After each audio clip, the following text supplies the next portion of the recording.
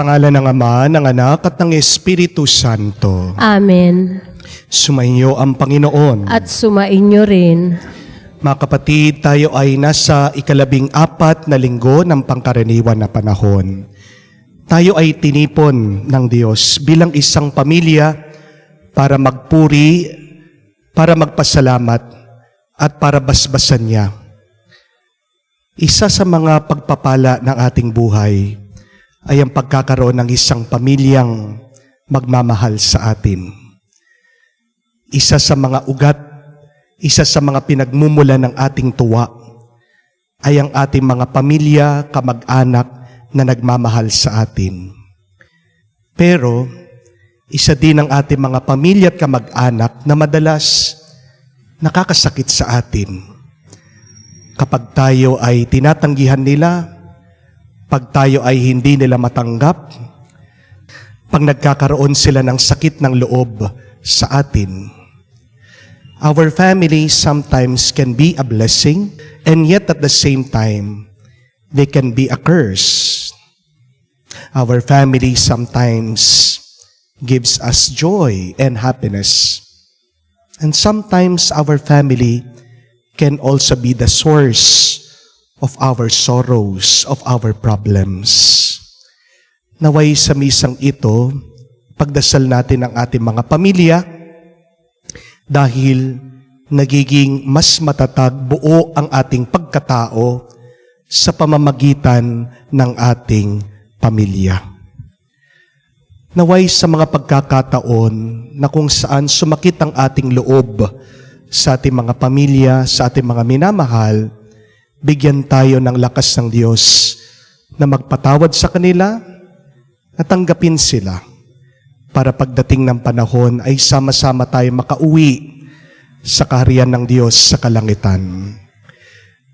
Tayo nawa ay patawarin ng Diyos sa ating mga pagkakasala para makita tayong minsan pang karapat-dapat makatanggap sa mga banal na misteryo. Inaamin ko Sa makapangyarihang Diyos at sa inyo mga kapatid, na lubha akong nagkasala sa isip, sa salita, sa gawa at sa aking pagkukulang. Kaya isinasamo ko sa mahal na Birheng Maria, sa lahat ng mga anghel at mga banal, at sa inyo mga kapatid, na ako'y ipanalangin sa Panginoong ating Diyos. kaawaan tayo na makapangyarihang Diyos, patawarin tayo sa ating mga kasalanan, patnubayan tayo sa buhay na walang hanggan. Amen.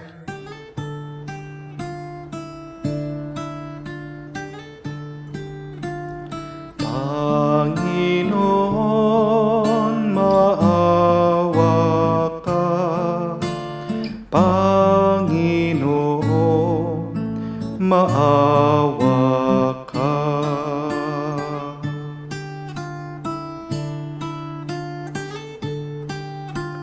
Kristo, maawa ka. Kristo, maawa ka sa amin. Panginoon, maawa ka. Panginoon, maawa ka. Gloria in excelsis Deo.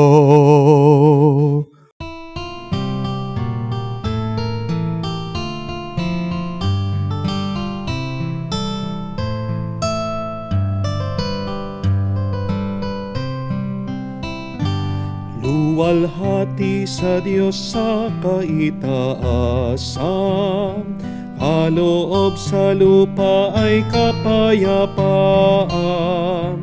Pinupuri ka at ipinangdarangal, sinasamba ka dahil sa dakila mong kalwalhatian. Panginoon naming Diyos, Hari ng langit, Amang makapangyarihan, Panginoong Jesucristo,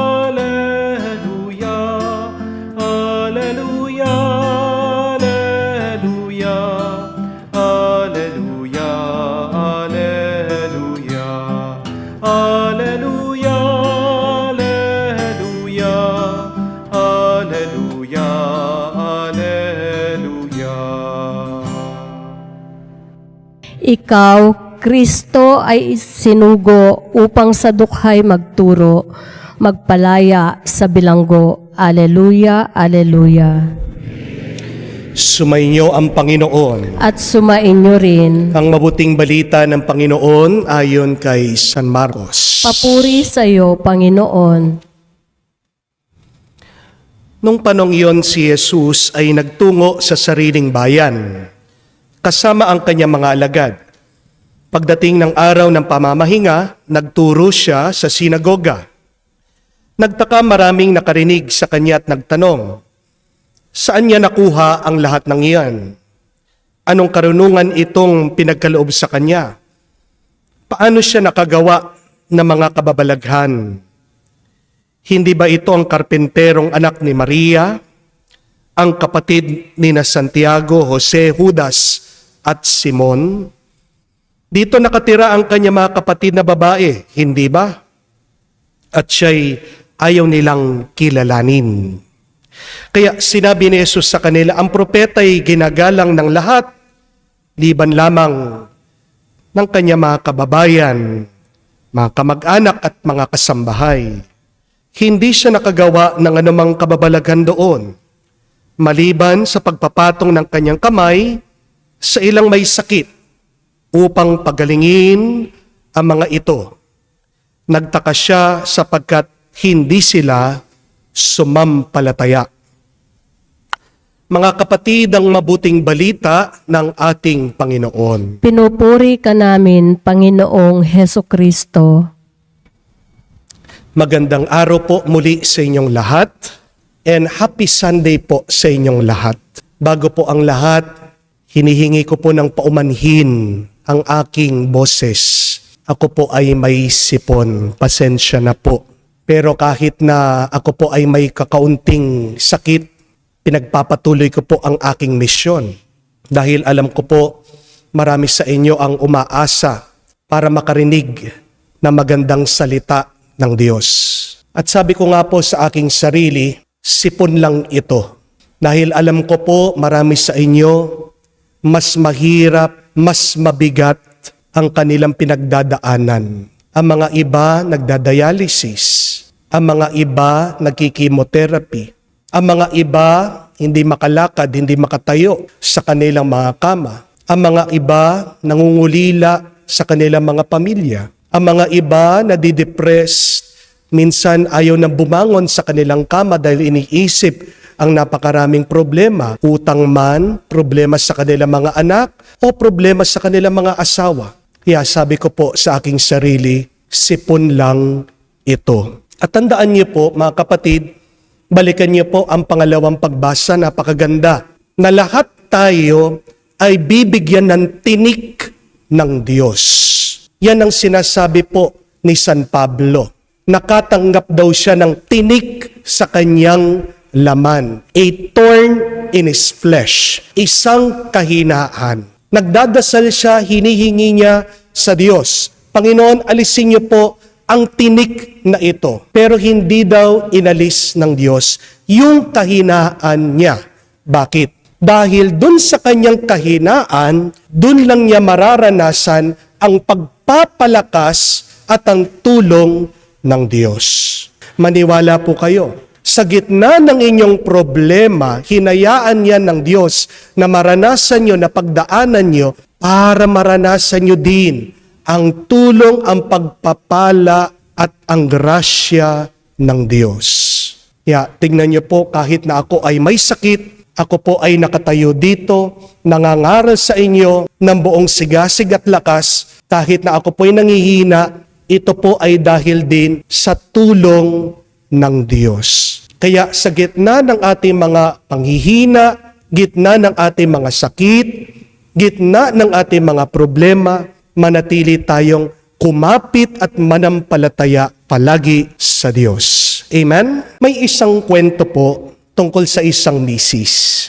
Nung po minsan, napatingin yung misis sa labas ng bahay niya. At sabi niya, ay naku, kawawa naman. Narinig po siya ng mister niya, nilapitan siya. Bakit? Tapos kwento ng misis niya, nakita ko yung dating boyfriend ko. Tingnan mo, lasing na lasing. Alam mo, sabi po ng babae, binasted ko kasi yan eh. Tapos sabi po ng mister niya, kaya pala hanggang ngayon, nagse-celebrate masaya na hindi mo na pangasawa. Sabi niya. Mga kapatid, hindi po masayang karanasan ang nare-reject. Wala sa atin dito ang gustong inaayawan at ang tinatanggihan ng iba. Di po ba? Parte ng buhay natin ang rejection. Pagdadaanan at pagdadaanan, lahat natin yan. And we have to accept that reality that not everybody will like you. Not everybody will love you. And we should accept that joyfully and peacefully. Sabi nga po, you may be the sweetest mango, and yet some people do not like mangoes. Remember, we are here on this earth not to be liked and loved. You are here on this earth to love and to serve God and people. You love and serve people even if people will not love you back. You help people even if others will not like you back. But the most important thing is, even if others will not like you or love you, God still loves you. Kahit na hindi ka gustuhin o mahalin ng ibang tao, yan ang pinakamahalaga. Basta't gusto ka ng Diyos. Basta't mahal ka ng Diyos. At paano ka mamahalin at gugustuhin ng Diyos? Basta't maging tapat ka lang sa pagsunod sa kagustuhan ng Diyos. Amen? Kahit na ayawan ka ng iba, kahit na tanggihan ka ng iba, kahit na isuka ka ng iba, basta't hindi ka inaayawan, tinatanggihan, at sinusuka ng Diyos. Yan yung mas mahalaga. Hindi po ba? And Jesus always clarifies this to us in His teaching. Sabi po niya, kung maniniwala tayo, kung susunod tayo, kung magiging tapat tayo sa Kanya, mismong mga pamilya natin, makakaaway natin. Mismong mga kamag-anak natin, ang magtataboy sa atin. Itatakwil tayo ng mismong mga minamahal natin. Ito din po yung ating narinig sa Ebanghelyo. Umuwi ang Panginoon sa bayan niya, pero tahimik siyang pinag-uusapan ng mga kamag-anak at kaibigan niya. Nilalait siya. Minamaliit siya. They were silently rejecting Him. Hindi po ba karanasan nating lahat yan? Mismo sa ating pamilya, kahit na kamag-anak mo sila, may ugnayan ka sa kanila, sila paminsan ang manglalait at magmamaliit sa iyo. Minsan, may mga iba sinasabi ang yabang-yabang ng mga pamangkin nila. Bakit? Porket ang gaganda ng trabaho, merong bagong sasakyan. Minsan, maiinggit ang kapatid mo sa iyo kasi nakikita niya, nakakapagbakasyon ka sa ibang bansa. Minsan, hindi mapigilan ng mga kamag-anak mo, mismong kapamilya mo, na maging pangit ang ugali nila sa iyo dahil hindi mo kasi pinautang eh. Nag-uumpisa ang pagmamahal sa loob ng pamilya natin. Pero, pinapaalala sa atin, makakaranas tayo unang-una din ng rejection sa mismong pamilya natin. At hindi po ba, yan ang naging karanasan ng Panginoon. Pero, ito po nakakapagtaka kay Jesus.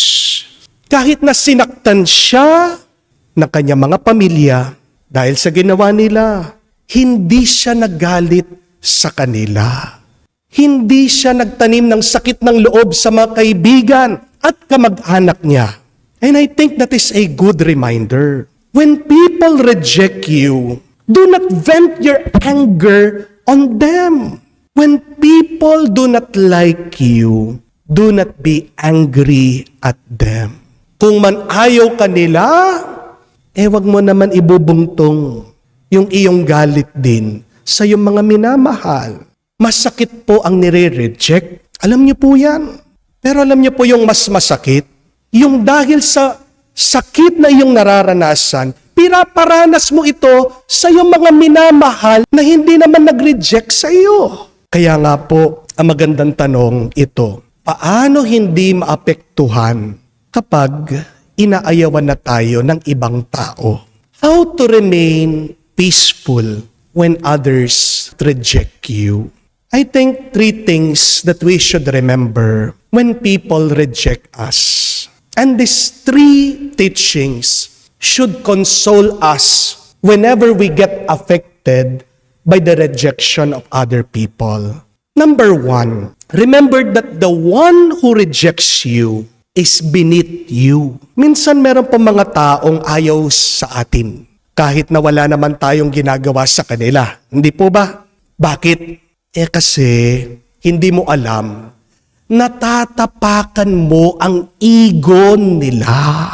Ang mga nagbababa sa iyo, nakababa sa iyo. Hindi ka naman ibababa ng mga taong nakataas sa iyo. Kahit na anong gawin mo, kahit saan ka pumunta, meron taong ganyan. Meron taong toxic, mainggitin, magagalitin, pangit ang ugali. Huwag mong expect na porket mabait ka, mabuti ka, na magiging mabait at mabuti na rin ang ibang tao sa iyo. Hindi dahil minamahal mong iba, mamahalin ka din nila. Minsan po habang umaangat tayo sa buhay, hindi mo maaalis na meron talagang taong mabababa sa iyo. Kung nga ang presidente, pati mga ibang artista, pati nga ang ating Panginoon, hindi po ba? May basher sila. Ikaw pa kayang simpleng tao, magkakaroon ka din ng mga negatibong tao sa buhay mo. Sila yung mga pwede din nating ituring na mga tinik sa ating laman. Tandaan po natin, si Jesus galing sa taas. Sa sulat po ni San Juan, pinahayag po ni Jesus that He came from above. Bakit po hindi siya matanggap ng ibang tao? Kasi nasa ibaba sila. Pero nakalimutan ng maraming tao, bumaba si Jesus galing sa taas para tayong mga nasa ibaba ay itaas din niya. Kung may mga nagbababa sa iyo, dapat ang unang-unang gawin mo, unawain mo sila. Hanggang doon lang ang level nila Tandaan niyo po ito, mahirap itaas ang isang tao na ayaw umangat. Kapag ayaw umangat, yan ay pabigat. Amen? Ang Panginoon, ginawa niya yung the best niya. Sinubukan po niya na magpagaling sa mga may sakit kahit na pinag-uusapan siya. Pero anong epekto? Kakaunti lang daw, napakita niyang milagro. Hindi pinilit ng Panginoon ang mga taong ito na gustuhin siya. Kaya huwag mo din ipipilit ang sarili mo sa mga taong ayaw sa iyo. Ano magandang gawin? Ipagdasal mo sila at maghintay ka lang. Nababaguhin din nila ang kanilang sarili. Kung darating ang panahon na mga taong iyan ay magiging kaibigan mo, salamat sa Diyos. Pero kung mauubos ang oras at hindi kayo naging close, ang Diyos nang bahala noon. Amen? So remember, people who reject you are beneath you. Yes, you can try your best to pull them. And yet, when they remain a burden, allow them. Go! Move forward. Do God's will, even without them. Pangalawa, people reject things that they cannot afford. Huwag po tayong malulungkot dahil hindi lang tayo tinanggap ng ibang tao. Dahil madalas, maraming tao, tinatanggihan nila yung mga bagay na hindi nila kayang bilhin. Meron mga ibang tao na iniiwasan yung mga mahal na bagay dahil wala silang pambayad. Kaya kapag nireject ka ng ibang tao, hindi ibig sabihin na wala kang halaga. Kapag ayaw ka ng ibang tao, ibig sabihin hindi nila ma-appreciate ang halaga mo. Tandaan niyo po ito. Ang mga taong hindi afford ang fine dining, hanggang fast food lang o karinderya. kapag hindi nila kayang kumain sa mga mamahaling restaurant, pansinin niyo po ang ugali nila. Sisirain nila ang restaurant na yon, sasabihin nila, napakamahal, hindi naman masarap. Paano mo masasabi na hindi masarap? Hindi ka pa naman kumain dun, hindi po ba? Ganyan ang katotohanan. Galit ang mga tao kapag hindi nila ito maabot at maintindihan.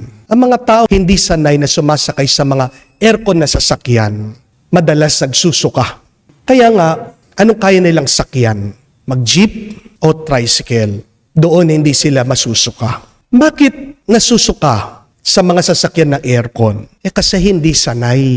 Kaya yan po yung tandaan nyo. Kung nasusuka ang ibang tao sa iyo, ito ay dahil hindi lang sila sanay sa iyo. When people exit your life, it does not mean that you are worthless. When people reject you, it is really an admission that you are priceless. Hindi dahil kakaunti ang nagro-Rolex. Ibig ba sabihin, pangit ang Rolex? Kakaunti ang mga sumusuot po ng Rolex. Kasi mahal ang relong Rolex. Kaya nga, kung kakaunti ang mga nagmamahal sa iyo, okay lang yun. Hindi ibig sabihin na wala kang kwenta, na wala kang halaga. Kung kakaunti ang mga taong may gusto sa iyo, ibig sabihin, mahalaga ka sa kanila. Third and last, rejected people reject people. May pinagdadaanan ang mga taong ayaw sa iyo. Kasi kung minahal lang sila, pagmamahal din ang ipapakita nila, ang ibabahagi nila sa iba. Remember that saying, hurt people. But the opposite is also true. Accepted people, accept people. Help people, help people. Nagpatuloy po si Jesus sa kanyang misyon. Hindi po siya nagpa-apekto dito sa rejection ng kanyang mga kababayan, ng kanyang mga pamilya, ng kanyang mga kaibigan. Bakit? Kasi nakakatanggap palagi siya ng pagmamahal galing sa Diyos Ama. Hinahamon din po tayo na kung nire-reject ka man ng ibang tao, matuto kang tumugon sa pagmamahal. Tandaan niyo po, ang mga taong nagre-reject o nakakasakit ng ibang tao, kulang yan sa pagmamahal. Hindi naman makakasakit ang taong yan kung napuno siya at nakaranas ng pag-ibig at pagmamahal. Naalala ko po nung minsan sa Facebook, meron po nag-post sa akin tungkol po sa aking homily. Itong tao, galit na galit doon sa joke ko sa homily. Nagbibiro lang naman po ako Pero itong taong ito, sineryoso niya. Kinuha niya yung picture ko, gumawa siya ng napakapangit, na istorya, na kwento. Kaya ang ginawa ko po, nag-reach out ako dito sa taong ito. Minessage ko po siya at tinanong ko, ano bang problema? At doon ko po nalaman, hindi pala tungkol sa akin. Hindi pala tungkol doon sa joke ko, yung galit ng taong ito. Pero bakit siya nagagalit sa akin? Kasi pala, ang tao pong ito, meron siyang masamang karanasan sa isang pari. Nung maliit daw siya, nasaktan siya ng isang pari. May ginawang masama ang isang pari sa kanya. At tinanim po niya sa loob niyang yon. At nung daw nakita niya ako, na-trigger siya, naalaala niya yung ginawa ng paring yun. Bumalik daw po yung masamang alaala sa kanya. Yun pala yung dahilan bakit galit na galit siya. Ang ginawa ko po, humingi ako ng paumanhin in behalf po nung pari na nakasakit sa kanya. At sabi ko, ang mga pari, tao din, hindi perpekto. Pero hindi naman lahat ng mga pari masama. Hindi po ba? Lahat ng mga pari nag-i-struggle, ginagawa nilang kaya nila para maging mas banal, para maging kamuka ni Jesus. Meron lang pagkukulang. At alam niyo po, itong taong ito na nagalit sa akin, na may tinanim na galit doon sa pari. Pagkatapos kong nakipag-usap sa kanya, nagme-message, tuwang-tuwa. Bakit? Kasi first time daw na merong isang pari na nag-reach out sa kanya, imbis na sermonan siya, imbis na gawin siyang masama, nakipag-usap ng mabuti sa kanya. Naramdaman po niya na concerned ang isang pari sa kanya na matagal na niyang gustong maramdaman, matagal na niyang hinahanap sa buhay niya. Look at that. Rejected people reject people. But if you try to accept people, those people will also accept other people. If you love people, those people who receive love will also try to love other people. Kung gusto mong magbago ang mga taong ayaw sa iyo, huwag mong gagawin sa kanila yung ginawa nila sa iyo. Hindi magbabago ang isang tao kung dadagdagan mo ang tinik sa kanyang puso. Hindi po ba? Magiging mas mabuti, magiging mas payapa, magiging mas masaya ang isang tao kung aalisin mo ang mga tinik, ang mga sakit ng kanyang kalooban. Yung mga kapatid, walang tao ang hindi nakakaranas ng rejection o hindi pagtanggap sa iba. Aayawan at aayawan tayo ng iba. Pero huwag kang magagalit. Manatili ka pa ring payapa. Unawain mo sila. Ipagdasal mo sila. Mahalin mo ang mga taong ito na ayaw sa iyo. Yan ang utos ng Diyos. Pero tandaan mo ang tatlong mahalagang aral na ito. Number 1, those who reject you are beneath you. So lift them up if you can. If you can't, then ask the Lord to lift them up. Second, those who reject you cannot afford you. Do not lower your value to them. Huwag mong ibababa ang halaga mo sa mga taong ayaw sa iyo. Huwag mong gagawing cheap ang buhay mo dahil lang sa kanila. Dahil lang gusto mong i-please sila. And third and last, those who reject you have been rejected. Understand them. Be patient with them. Try to reach out to them and show love and understanding. With this, you can help them and heal them. Kung nakaranas ka ng rejection, hari nawa, wag mo naman iparanas yan sa iba. Kasi wala pong pinagpapala sa buhay na taong nagtataboy sa iba. Kaya, gusto po natin na tayo ay bendisyonan ng Diyos na sobra-sobra, umpisahan natin. Matuto tayo umunawa, tumanggap, at magmahal kahit na sa mga taong ayaw sa atin. Amen.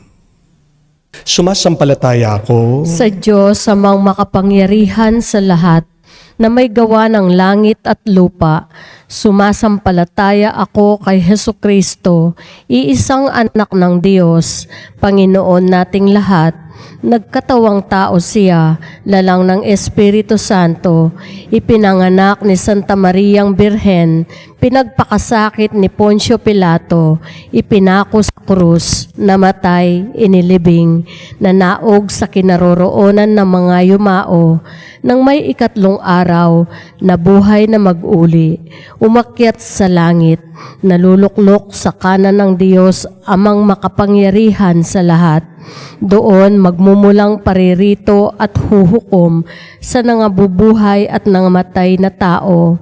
Sumasampalataya naman ako sa Diyos Espiritu Santo, sa banal na simbahang Katolika, sa kasamahan ng mga banal, sa kapatawaran ng mga kasalanan, sa pagkabuhay na muli ng nangamatay na tao, at sa buhay na walang hanggan. Amen. malinaw na palatandaan ng pagmamahal ng Diyos sa kanyang bayan, ang mga propeta. Kailangan natin sila ngayon tulad noong una. Panalangin natin ang lahat ng tinatawag ng ganitong uri ng paglilingkod sa ating panahon. Ating sabihin, Panginoon, dinggin mo kami. Panginoon, dinggin mo kami. Naway ang simbahang Katolika ay maging tapat, maging walang takot o pag-aalinlangan sa kanyang tungkulin bilang propeta sa daigdig. Manalangin tayo. Panginoon, dinggin mo kami. Naway ang mensahe ng mga propeta noong araw ay maiangkop sa ating kalagayan ngayon at mapagbunga ng pagbabalik loob at kabutihan. Manalangin tayo. Panginoon, dinggin mo kami. Naway lumago ang tunay na propesiya sa simbahan at kilalanin ng kanyang mga pinuno at mga mananampalataya. Manalangin tayo. Panginoon, dinggin mo kami. Sa katahimikan po ng ating puso, banggitin natin sa Diyos ang ating mga personal na intensyon.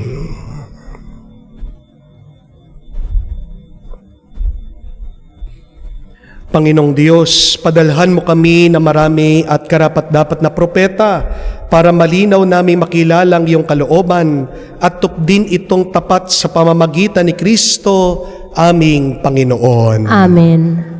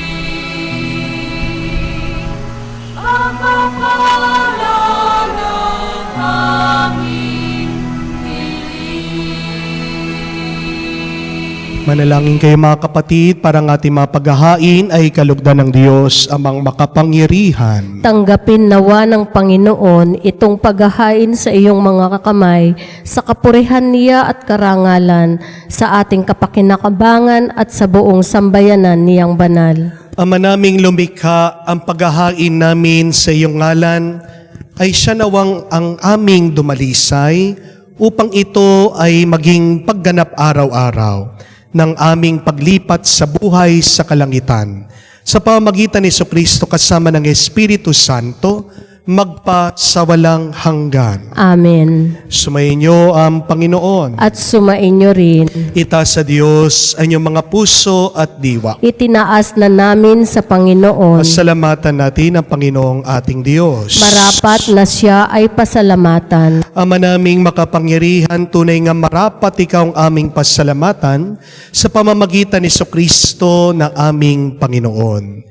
Siya ang naging kapwa naming maasahan upang may mangunang umako sa pananagutan. Dahil hangad mong magbago ang kinamihas ng pagkakanya-kanya ng sangkatauhan, bunga ng pagtitiis, siya ay nanaig, at ang kamatayan ay kanyang nalupig. Kaya siya ang aming daan para aming masapit ang iyong tapat at maasahang pag-ibig. Kaya kaisa namang anghel na nagsisiawit ng papuri sa iyo nang walang humpay sa kalangitan, kami magbubunyi sa iyong kadakilaan.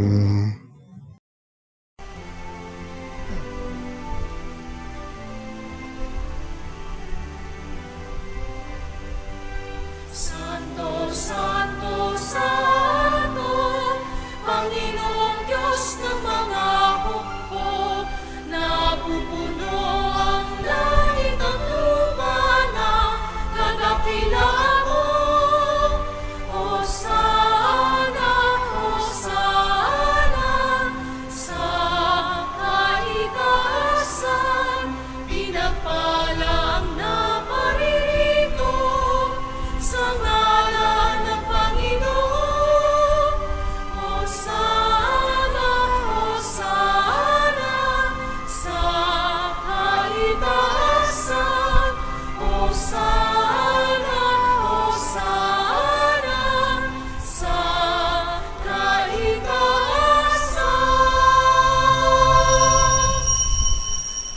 Ama naming banal, ikaw ang bukal ng tanang kabanalan, kaya't sa pamagitan ng iyong Espiritu, gawin mong banal ang mga kaloob na ito, upang para sa amin, maging katawan at dugo ng aming Panginoong Heso Kristo.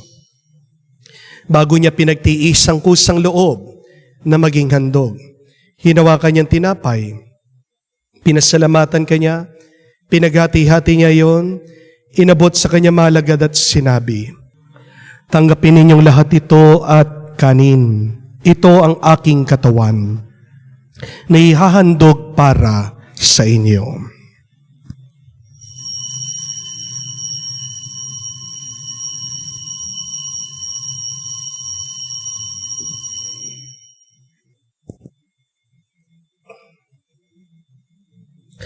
Gayon din naman na matapos ang hapunan, hinawakan niya ang kalis, muli kanyang pinasalamatan, inabot niya ang kalis sa kanyang malagad at sinabi, "Tanggapin ninyong lahat ito at inumin.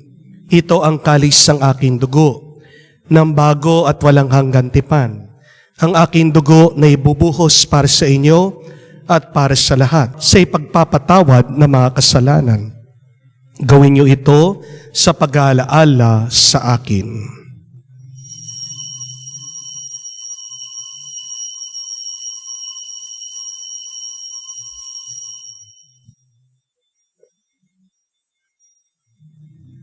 Ang misteryo ng pananampalataya.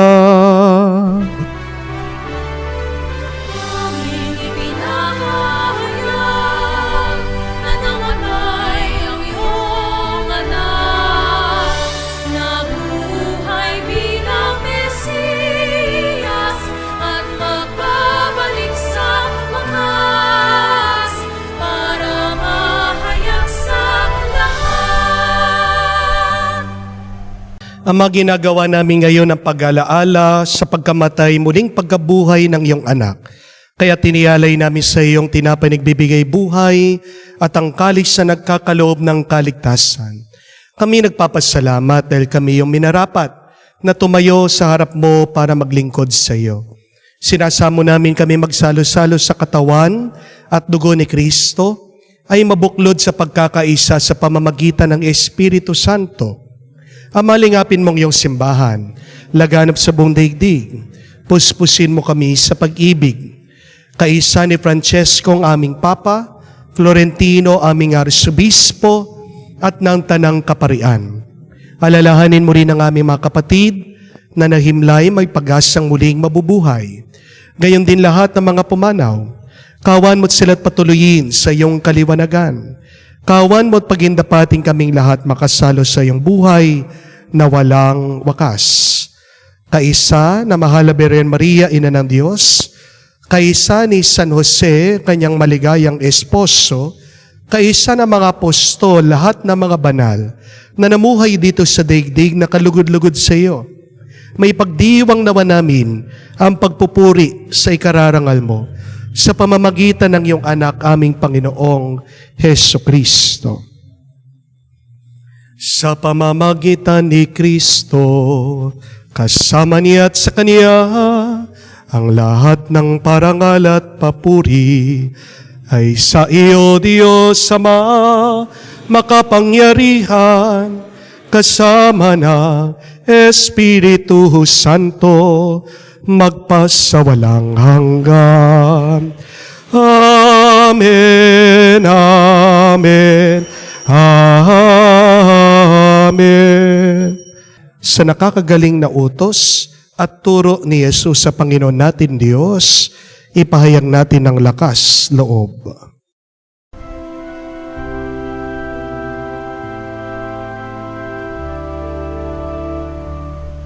Ama namin, sumasalangit ka, sambahin ang ngalan mo, mapasa amin ang kaharian mo,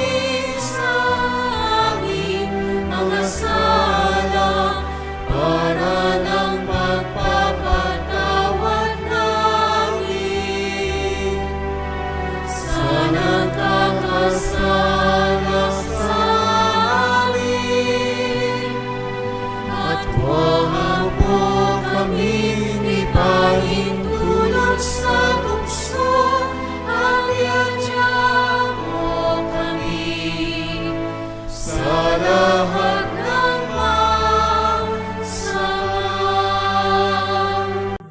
Hinihiling namin kami, Adya, sa lahat ng masama, pagkalooban ng kapayapaan araw-araw, iligtas sa kasalanan, at ilayo sa lahat ng kapamakan, samantalang aming pinanabikan ang dakilang araw ng pagpapahayag ng tagapagligtas naming si Heso Kristo. Sapagkat iyo ang kaharian, ang kapangyarihan, at ang kapurihan, magpakailanman. Amen. Panginoong Heso Kristo, sinabi mo sa iyong mga apostol, kapayapaan ang iniiwan ko sa inyo, ang aking kapayapaan binibigay ko sa inyo. Tunghayan mo ang aming pananampalataya at huwag ang aming pagkakasala. Pagkalooban mo kami ng kapayapaan at pagkakaisa ayon sa iyong kalooban, kasama ng Espiritu Santo, magpa sa walang hanggan. Amen. Kapayapaan ng Panginoon ay laging sumainyo. At sumainyo rin. Magbigayan po tayo ng kapayapaan sa bawat isa. Peace with you po, kapayapaan po sa inyong lahat. Kordero ng Diyos na nag-aalis ng mga kasalanan ng sanlibutan, maawa ka sa amin. Maawa ka sa amin. Kordero ng Diyos na nag-aalis ng mga kasalanan ng sanlibutan, maawa ka sa amin. Maawa ka sa amin. Kordero ng Diyos na nag-aalis ng mga kasalanan ng sanlibutan, ipagkaloob mo sa amin ang kapayapaan.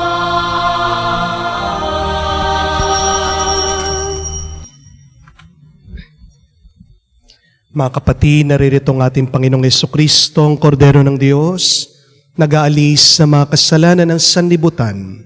Mapalad tayong lumalapit sa piging ng Kordero. Panginoon, hindi ako karapat-dapat na magpatuloy sa iyo, ngunit sa isang salita mo lamang ay gagaling na ako.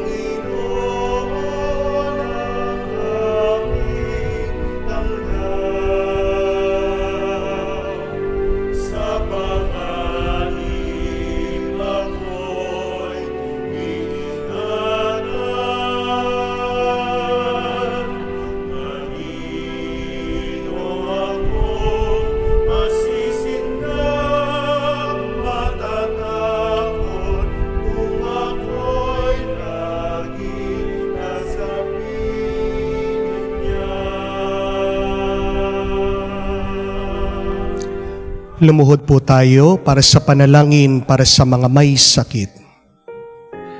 Panginoong Yesus, lumalapit po kami sa iyo ngayon upang idulog ang kagalingan ng mga may sakit. Haplusin niyo po sila at pagkalooban ng panibagong lakas upang sila ay muling makapaglingkod sa iyo. Patawarin niyo po sana sila sa kanilang mga kasalanan at pagkalooban din ng kagalingang pangkaluluwa. Sa katahimikan po ng ating puso, banggitin natin ang pangalan ng ating mga kapatid na may sakit sa Diyos para pagkalooban sila ng mabilis na kagalingan.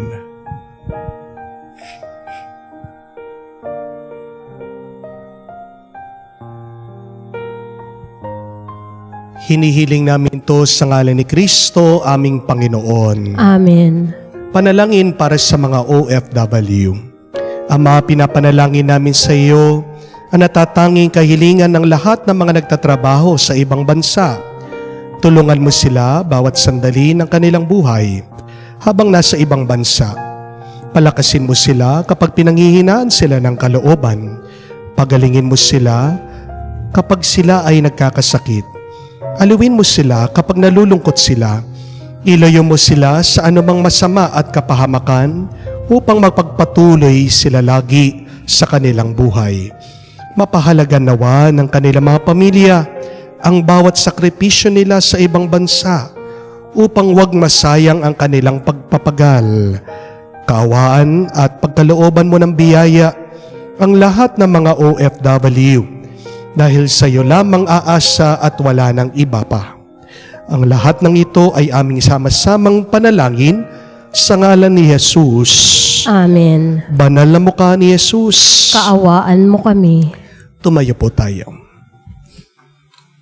Manalangin tayo. Ama namin mapagmahal, kami iyong pinakinabangan, ay loobin mo laging lumingon sa pinanggalingan na tinanggap namin ngayon para pagsaluhan. Sa pamamagitan ni Jesucristo, kasama ng Espiritu Santo, magpa sa walang hanggan. Amen.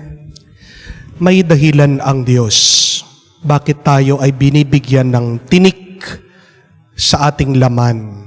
Bakit tayo binibigyan ng pagsubok sa ating buhay. Yan man ay sakit, yan man ay utang, yan man ay rejection galing sa ibang tao. Ito ay para hindi natin siya makalimutan. Madalas, hindi po ba, pag wala tayong nararanasang problema, hindi na tayo nagdadasal, hindi na tayo nagsisimba. Alalahanin natin ang mga salita ng Panginoon kay San Pablo, that through your weakness, you become strong through the grace of God. Kaya po, magandang pagmunihan. Ano ba ang tinik ko ngayon sa aking buhay? Huwag mong hihilingin na alisin yan ng Diyos. Pero mas magandang dasal ay palakasin ka ng Diyos sa gitna ng tinik o ng pagsubok na yan. Dahil yung tinik na yan ay nagsisilbi ding pagpapala sa iyo. Beneath and within your problems, God is there blessing you, strengthening you. Kaya yan po yung ating assignment ngayong linggo. Ano man ang pinagdadaanan mo, hirap, ano man ang nararamdaman mong tinik sa iyong buhay, instead of asking the Lord, Lord, remove this, sabihin mo, Lord, strengthen me. Dahil ang pagpapala ay nandoon pagkatapos mong malampasan ang anuman tinik o pagsubok ng iyong buhay. Magtiis ka at ikaw ay pagpapalain ng Diyos. Sumainyo ang Panginoon. At sumainyo rin. At kayo ay basbasan ng Diyos makapangyarihan sa lahat, sa ngalan ng Ama, ng Anak, ng Espiritu Santo. Amen. Ang ating misa ay natapos na. Humayo kayo sa kapayapaan ni Kristo. Salamat sa Diyos.